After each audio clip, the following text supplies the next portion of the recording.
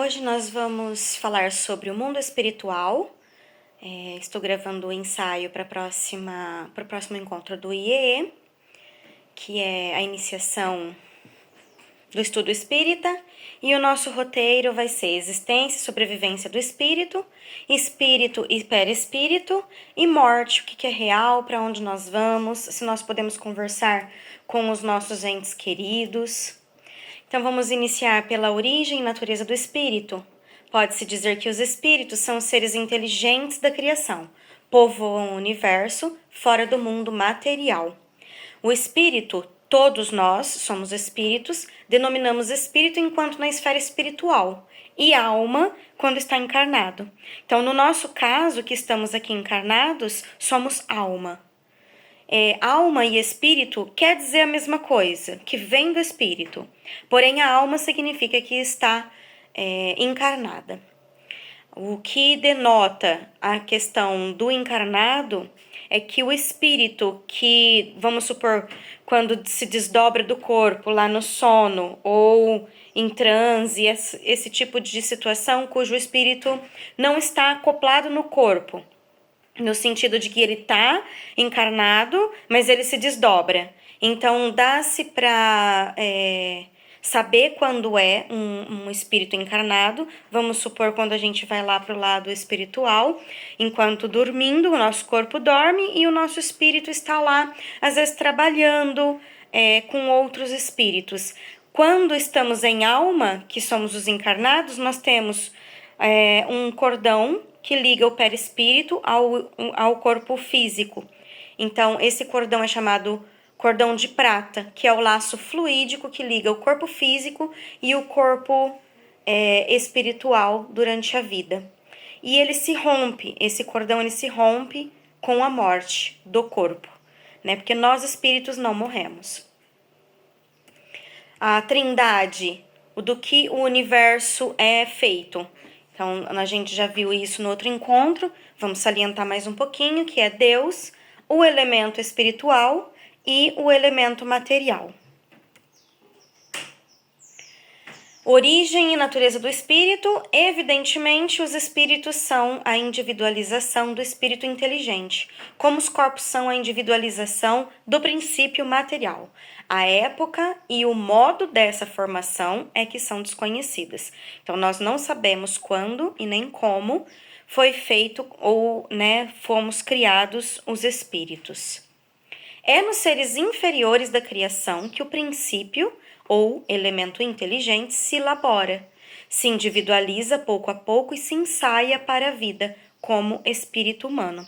Então foi o que a gente também já começou a abordar lá no encontro anterior, através dos 3 reinos principais materiais, que são o reino mineral, vegetal e o animal hominal.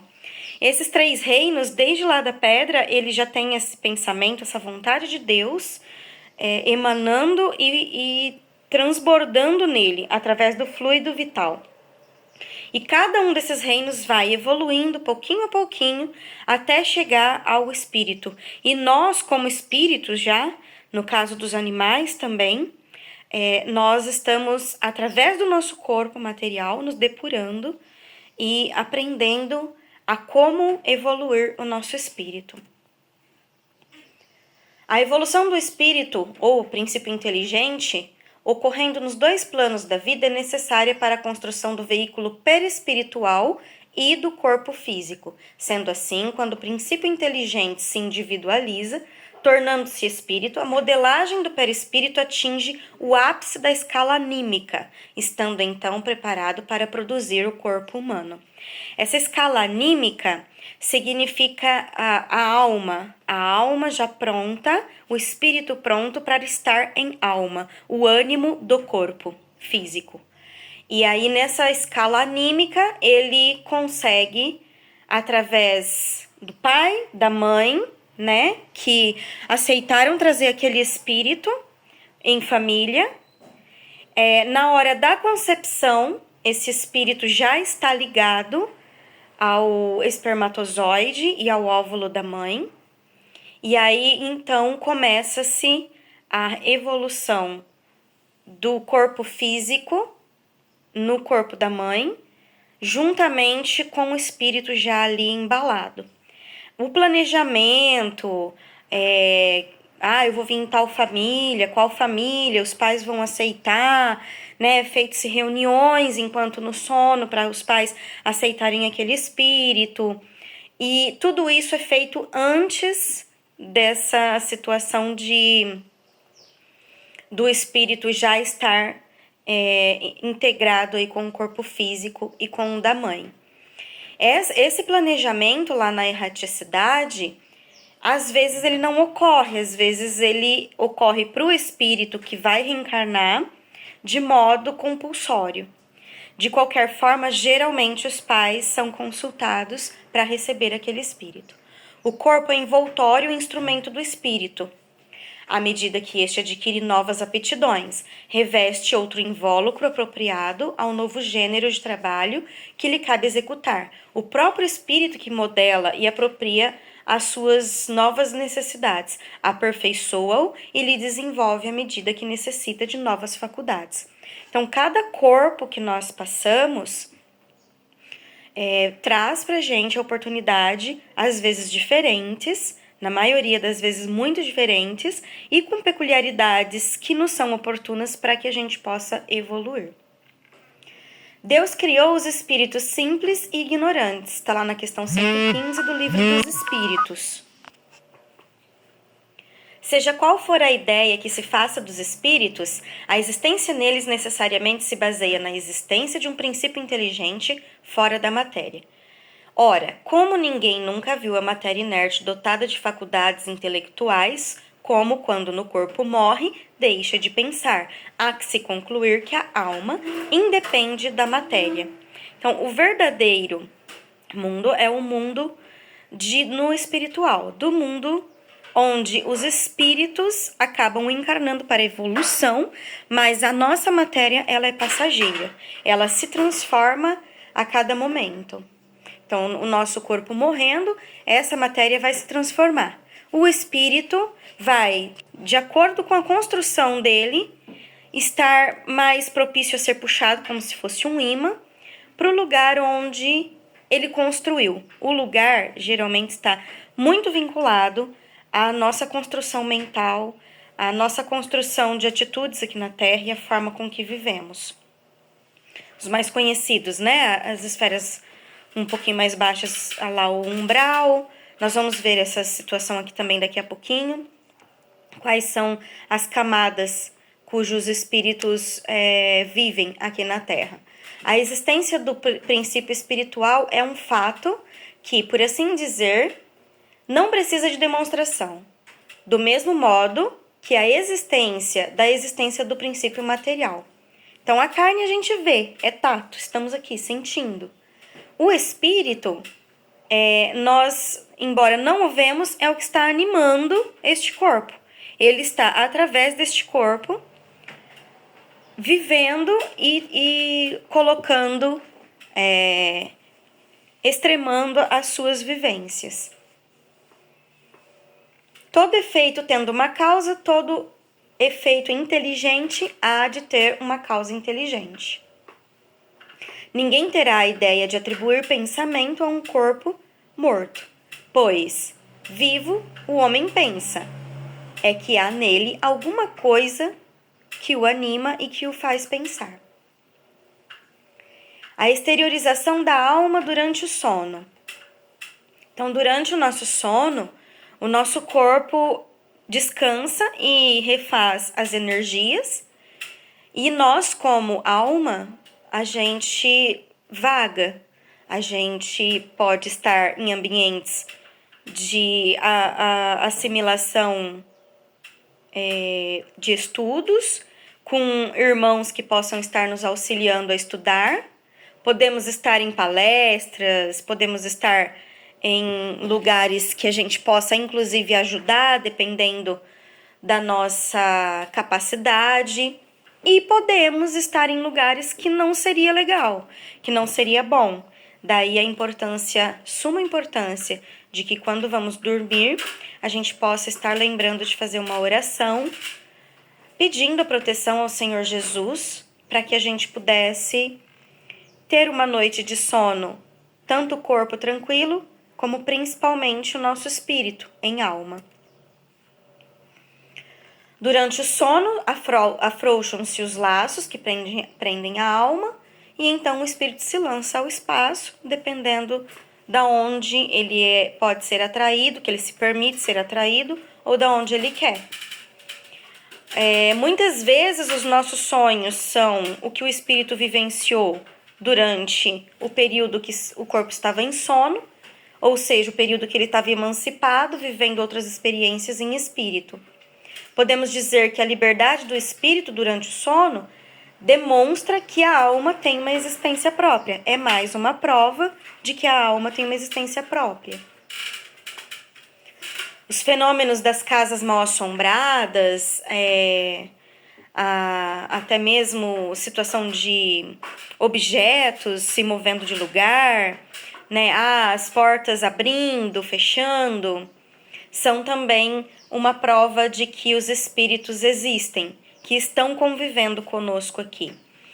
Lá no filme Os Outros, mostra bastante essa situação que eu estou falando de convivência. Porque o mundo espiritual e o mundo carnal, ali tem espíritos e encarnados convivendo como se estivessem todos encarnados. O filme é muito bom e retrata muito bem essa realidade. Transporte de objetos consiste no transporte espontâneo de objetos que estavam previamente no local onde estão os observadores. Quase sempre são flores, algumas vezes frutos, doces, joias. Nesse caso, são as materializações de reuniões mediúnicas, de lugares onde se está sendo feito algum trabalho espiritual. As mesas girantes, como a gente já viu lá no primeiro encontro com o Hot Day, são fenômenos que vieram inclusive no momento, né, da decodificação, que Kardec estudou essas mesas girantes, estudou esses fatos para trazer cientificamente comprovado a existência do espírito. As provas também da existência da alma através dos gênios, que no caso aqui tem vários, né? Mozart, Aelita André, Taylor Wilson, são vários, Galileu Galilei. São pessoas que provavelmente também eram mediúnicas, porém tem grande possibilidade, e na maioria das vezes eles trazem, né? Os gênios trazem lembranças das vidas passadas. Então, essa genialidade são vidas já vividas com muito aprendizado, e como nós não perdemos os aprendizados, nós vamos acumulando ele, e no espaço-tempo, quando a gente reencarna, dependendo da situação, a gente pode sim trazer essas faculdades, essas qualidades, e lembrar aqui no plano terreno. As materializações de espírito são através do ectoplasma, e aqui tem vários tipos de revistas, livros, que são provas, né? Que são trabalhos feitos provando a existência da alma. Nós vamos agora para a segunda parte do roteiro, que é espírito e perispírito. Do grego peri, em torno, envoltório semimaterial do espírito. Nos encarnados, serve de intermediário entre o espírito e a matéria. Nos espíritos errantes, desencarnados, que são aqueles que os errantes estão na erraticidade. Esse nome, ele é próprio para aqueles espíritos que estão no plano espiritual e que precisam ainda reencarnar. Constitui o corpo fluídico do espírito.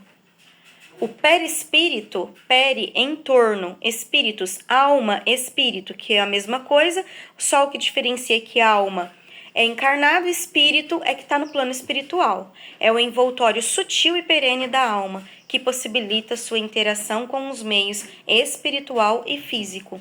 O perispírito é o laço que une o espírito à matéria do corpo. Ele é tirado do meio ambiente, do fluido universal, que é o fluido cósmico, que a gente já falou um pouquinho dele lá no segundo encontro, e poder-se-ia dizer que é uma quintessência da matéria. Outras denominações que podem ser utilizadas em livros, em palestras, para que a gente possa ficar familiarizado. Para espírito, quintessência, no caso do perispírito, né? Quintessência, corpo astral, aerossoma, corpo fluídico, mediador plástico, modelo organizador biológico. Então, cada tipo de profissional ou de estudiosos, né, que vêm estudar o perispírito, usam uma palavra diferente, mas que quer dizer a mesma situação, que é o perispírito.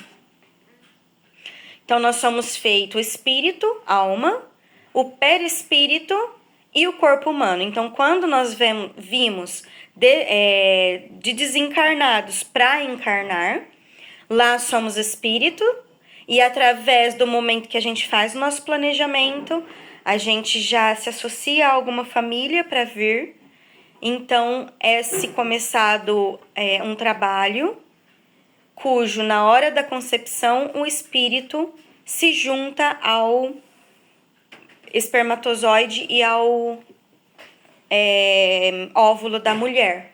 Nesse momento, da união material e espiritual, o perispírito já começa a se formar automaticamente junto.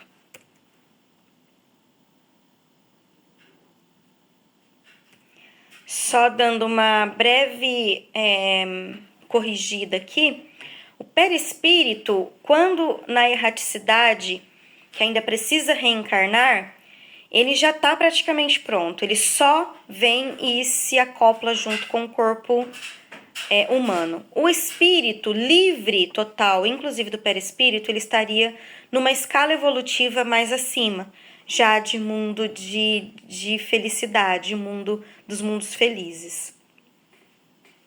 De acordo com a doutrina espírita, o ser humano é formado por 3 partes, que é a alma, perispírito e corpo físico. Por essa perspectiva, onde se encontra o espírito, haveria alguma diferença de significado entre alma e espírito, né? A alma só significa que nós estamos encarnados. O espírito está no plano espiritual. Isso daqui a gente já viu, acho que não tem nenhuma dúvida.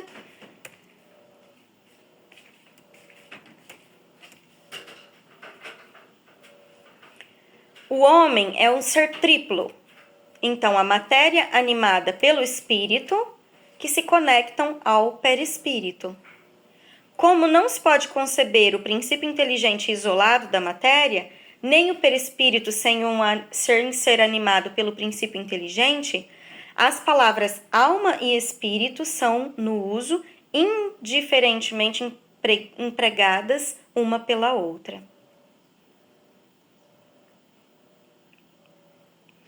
A matéria, ela só é animada porque o espírito está nela a animando. O corpo morreu, né? O corpo vai se transformar, voltar para a Terra, passar por essa transformação material. O espírito se desloca do corpo, geralmente, e o cordão de prata é rompido.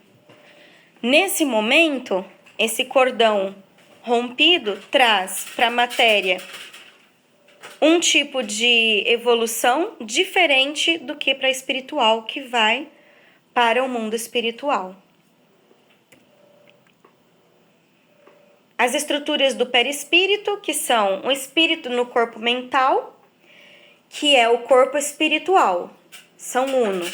O duplo etérico, que é o perispírito, e o corpo físico. Então, o corpo mental, corpo espiritual ou astral, os órgãos, as células perispirituais, centros vitais. O duplo etérico, que é o perispírito, os centros vitais, coronário, frontal, laríngeo, cardíaco, gástrico, esplênico e o genésio. E os nádios. Nádios são as nossas células. O corpo físico, que é a nossa glândula pineal. Essa glândula ela fica bem no centro aqui, um pouco mais no frontal do cérebro. É a glândula que tem uma chave de controle do tempo, os ritmos, e ela é que nos liga ao mundo espiritual. Sistemas endócrino, plexos, os meridianos acupunturais, os órgãos, tecidos, células físicas e DNA, que faz toda parte do corpo físico. A pineal, ela é estudada profundamente na sua parte física por um médico chamado Dr. Sérgio Felipe, e ele explica fisicamente, ele também é espírita, e espiritualmente a ligação da pineal e a ligação do espírito e como que isso ocorre no sentido inclusive da mediunidade. Princípio inteligente, universal, vai para o espírito e vai para o corpo material. No corpo material, fluido universal e a matéria. No espírito, tem os 7 chakras, que são as 7 energias principais do corpo, que se unem através do princípio material e espiritual, perispírito, fluido mental, corpo material, que torna esse todo, esse sistema, que é o corpo físico e também o corpo espiritual, animando o corpo físico. Composição fluídica dos perispíritos. Conforme o espírito seja mais ou menos depurado, seu perispírito se formará das partes mais puras ou mais grosseiras do fluido peculiar ao mundo onde ele encarna. Então, como vai ser como é o nosso perispírito, depende muito de qual grau de evolução nós estamos. O envoltório perispirítico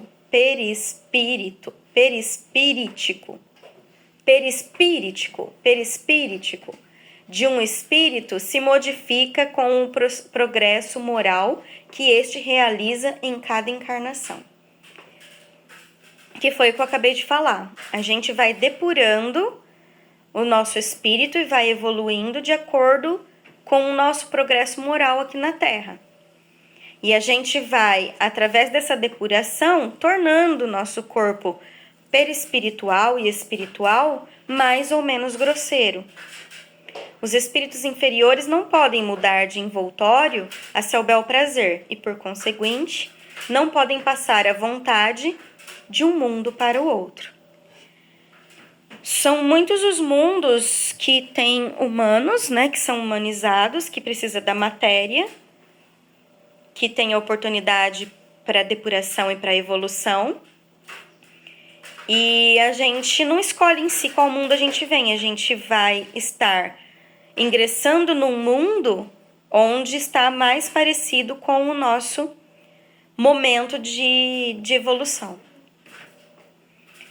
Por exemplo, fala-se, e vou instigar agora vocês a mais busca de conhecimento, que nós estamos, né, no momento de transição da Terra de planeta de expiação para planeta de regeneração. Aos espíritos mais enraigados, né, numa situação um pouco mais grosseira, onde ainda se permitem estar mais enraigados pelo não bem, vamos dizer, precisaria estar passando aí de uns 50% de bem para cima, para que a gente possa reencarnar na Terra novamente, nesse momento que a Terra está transmutando para a regeneração. As pessoas que não, os espíritos que não estiverem, né, nessa busca, nesse sentido, nessa evolução, estarão partindo para um mundo um pouco mais primitivo.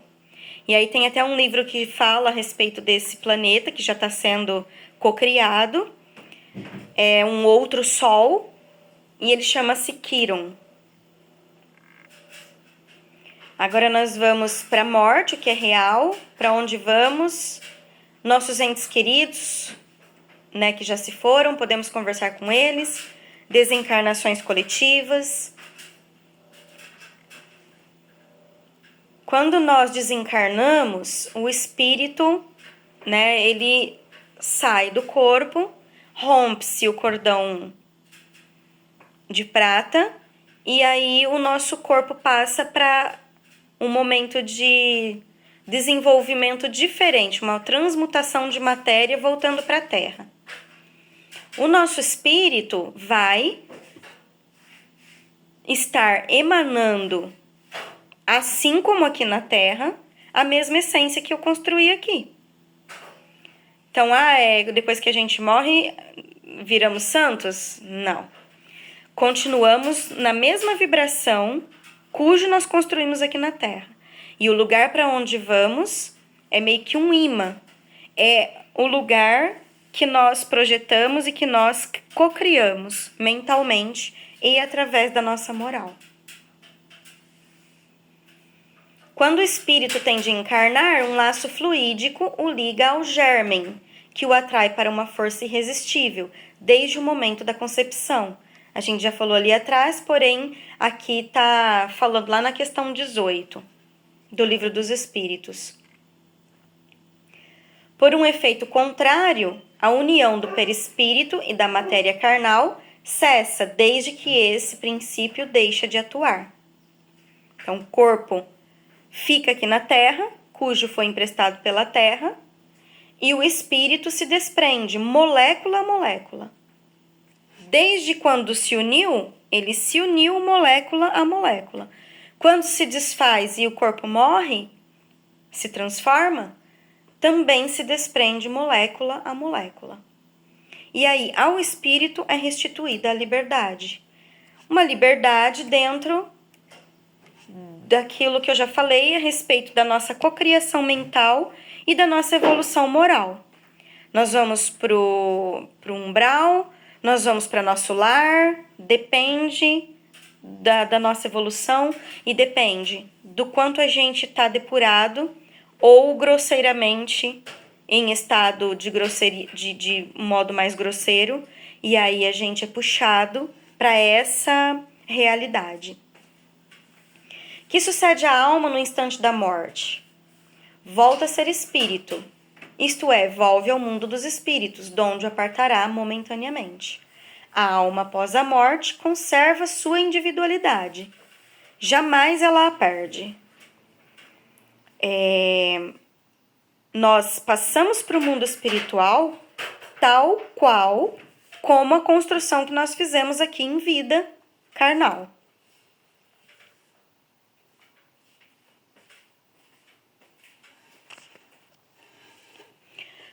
Como constata a alma sua individualidade, uma vez que não tem mais corpo material? Continua a ter um fluido que lhe é próprio, aurido da atmosfera do seu planeta, e que guarda a aparência de sua última encarnação, seu perispírito. No momento que a gente desencarna, a gente provavelmente, na grande maioria das vezes, na grande maioria de nós, vai manter a visão, né, para quem está nos olhando e nós mesmos, desse corpo aqui perispiritual, com essa face, com esse corpo perispiritual.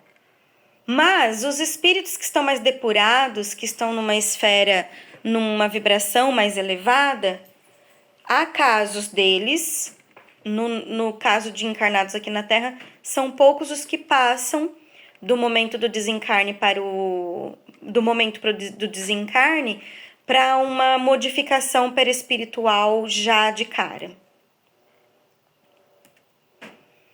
O que a alma leva consigo deste mundo? Deste mundo nada, a não ser a lembrança e o desejo de ir para o mundo melhor, lembrança cheia de doçura ou de amargor, conforme o uso que ela fez de vida. Quanto mais pura for, melhor compreenderá a futilidade do que deixa na terra, que é o plano material. Que pensar da opinião dos que dizem que após a morte a alma retorna ao todo universal? O conjunto dos espíritos não forma um todo? Então, sim, isso daqui tá correto. Porém, nós voltamos cada um numa vibração, numa forma e em lugares diferentes, porque são a cocriação da nossa mente, da nossa realidade espiritual. Que prova podemos ter da individualidade da alma depois da morte? Não tendes essa prova? Aqui foi um puxão de orelha. Não tendes essa prova nas comunicações que recebeis? Né, através lá da codificação de Kardec, que foi toda cientificada, comprovada. Se não fosseis cegos, veríeis. Se não fosseis surdos, ouviríeis. Pois se muito a miúde uma voz vos fala, reveladora da existência de um ser fora de vós. Os livros dos médiuns, né, trata completamente só disso. Durante a vida, o espírito se acha preso ao corpo pelo seu envoltório semimaterial ou perispírito. A morte é destruição do corpo somente, não a deste outro envoltório, que do corpo se separa quando cessa neste a vida orgânica. Cada um tem, através da sua construção moral, o desenvolvimento, um desencarne próprio.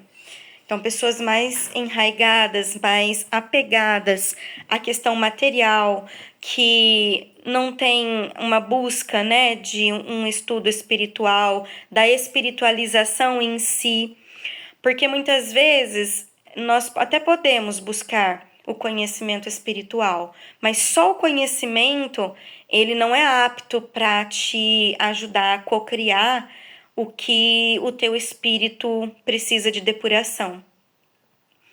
Essa cocriação e para onde vamos de uma maneira menos grosseira, ela depende mais dos nossos sentimentos, da nossa criação moral, da nossa depuração moral. É com efeito racional conceber-se que, quanto mais o espírito se haja identificado com a matéria, tanto mais penoso lhe seja separar-se dela.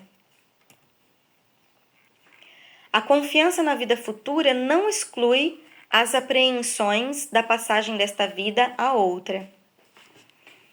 Então, se eu tenho o que eu construo na minha mente nesse mundo, nesse momento encarnada, é o modo com que eu vou passar para o plano espiritual. Não vai ter uma diferença tão grande na hora da passagem de mim como espírito. Muitas pessoas não temem a morte pela morte propriamente dita, mas temem o momento da transição. Eu sou uma delas. Eu tenho muito medo e eu preciso e estou trabalhando isso diariamente para que na hora da transição eu possa estar tranquila, calma, em completa entrega a Jesus. A extinção da vida orgânica traz a separação da alma e do corpo pela ruptura do laço fluídico que nos une. Mas esta separação nunca é brusca. O fluido perispiritual se liberta pouco a pouco de todos os órgãos. Então, essa separação, ela vai ser de cada um caso muito específico.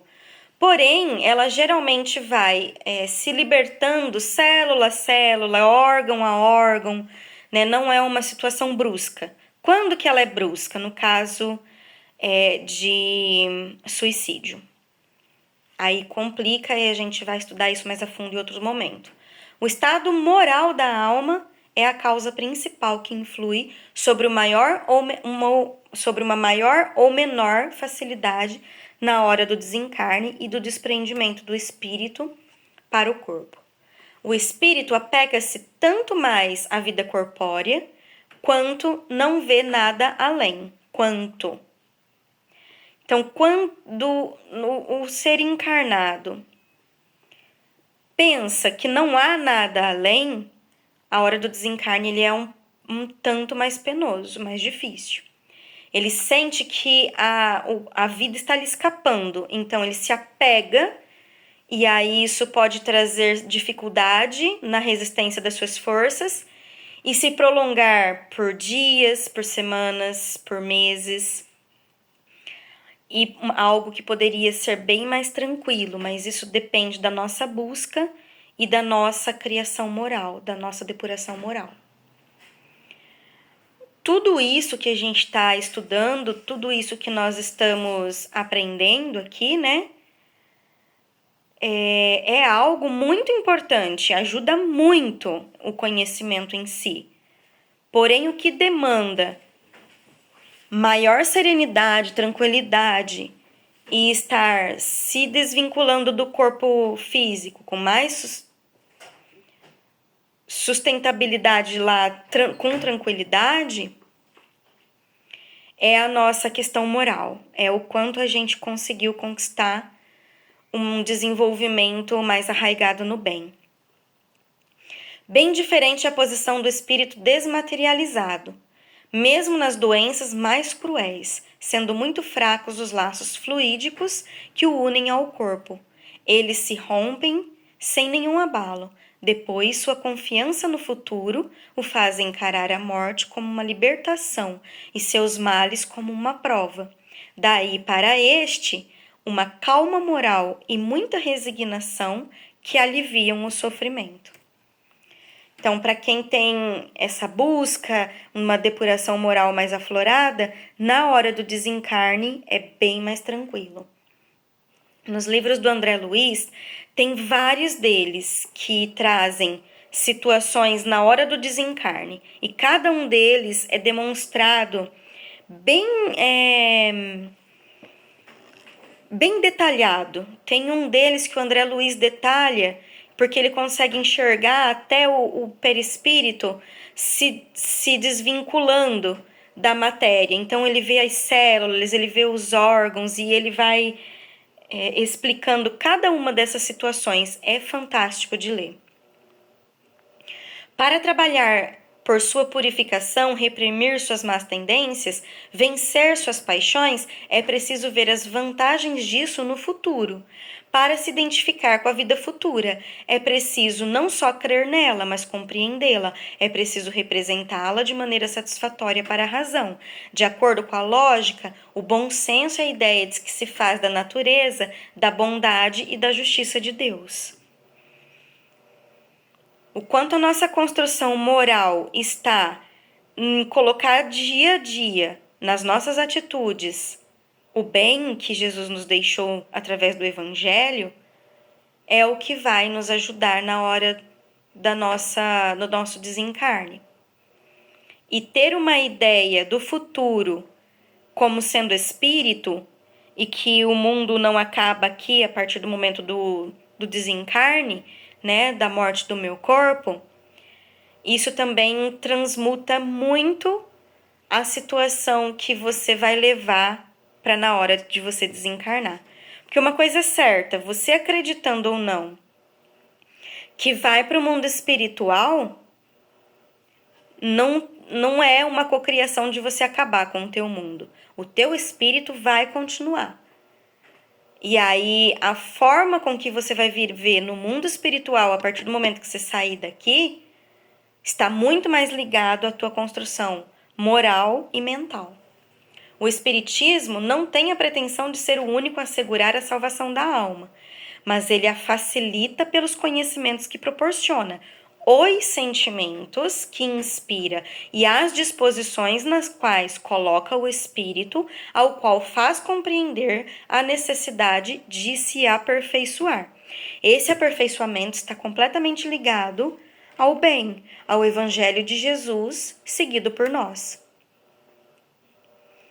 Onde estão os nossos entes queridos e que já se foram? Para onde eles foram? Na casa de meu pai há muitas moradas. Se não fosse assim, eu vos teria dito, pois vou preparar-vos o lugar. E quando for e vos tiver preparado o lugar, virei novamente e vos levarei comigo, a fim de que, onde eu estiver, estejais vós também. E para onde vou, conheceis o caminho. João 14, 2-4. Segundo a doutrina espírita, estas palavras de Jesus aplicam tanto a diferentes mundos habitados no universo, habitados materialmente, quanto os planos evolutivos existentes no nosso planeta, que são os espirituais. Que é aqui nesse mapinha que a gente pode ver vários tipos de camada, né, da habitação dos espíritos na Terra. A primeira aqui, que é bem próxima à Terra, são as regiões das trevas. A segunda, do umbral. A terceira, que é esse amarelinho mais claro, que são de transição. A quarta é a verde, transição. A quinta, os mundos superiores. Quinta e sexta e sétima são superiores, porém em depurações um pouquinho diferentes uma das outras, de acordo com a evolução de cada espírito. Podemos conversar com os entes queridos que já foram? Não vos voltareis para os necromantes, nem consultareis os adivinhos, pois eles vos contaminariam. Está lá em Levítico 19:30.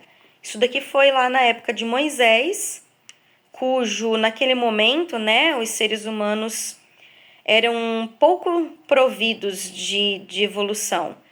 E o único interesse deles de buscar os mortos não estavam ligados a questões que iam lhe fazer bem.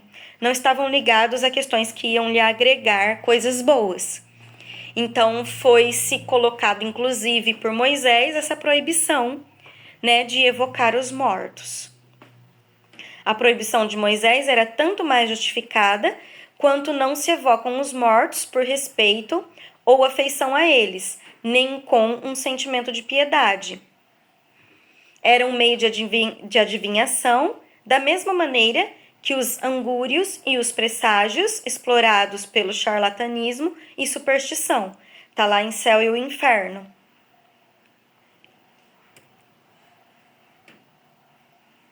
Que se deve pensar da opinião dos que consideram profanação as comunicações com o além-túmulo?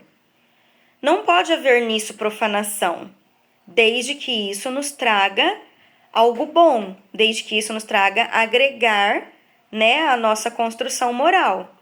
Quando haja recolhimento e quando a evocação seja praticada com respeito e com conveniência. A prova de que assim tendes no fato de que os espíritos que vos consagram afeição acodem com prazer o vosso chamado. Sentem-se felizes por se lembrarem deles e por se comunicarem convosco. Haveria profanação se isso fosse feito levianamente? Haveria profanação se isso fosse feito levianamente. A possibilidade de nos pormos em comunicação com os espíritos é uma dulcíssima consolação.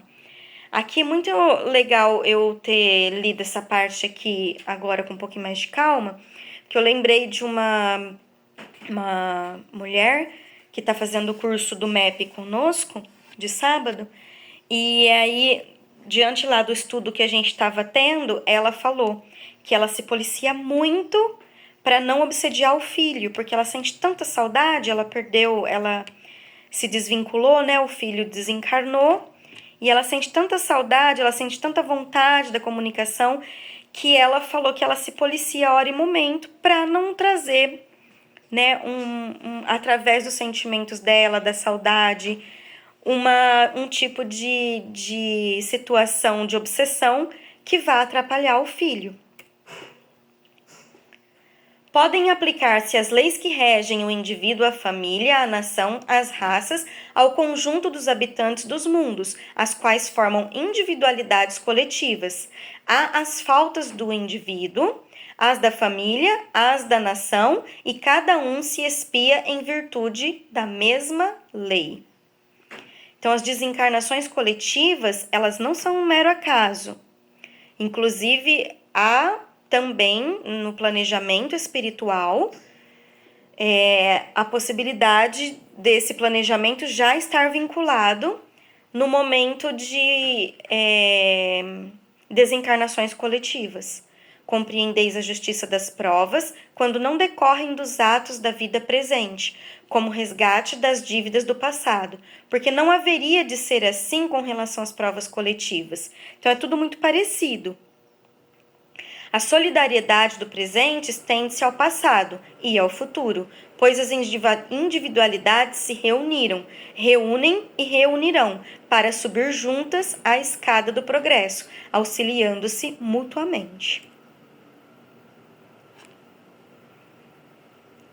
Disse a outro: segue-me. Este respondeu: permite-me ir primeiro enterrar meu pai. Disse-lhe: deixa que os mortos enterrem seus próprios mortos. Tu, porém, vai e anuncia o reino de Deus. Aqui nós podemos refletir um pouquinho a respeito de que quando há um desencarne, ele é dolorido para nós, principalmente os nossos entes queridos, né? A nossa família. Mal nenhum tem em curtirmos o luto, em levarmos em frente o luto e a dor dele, né?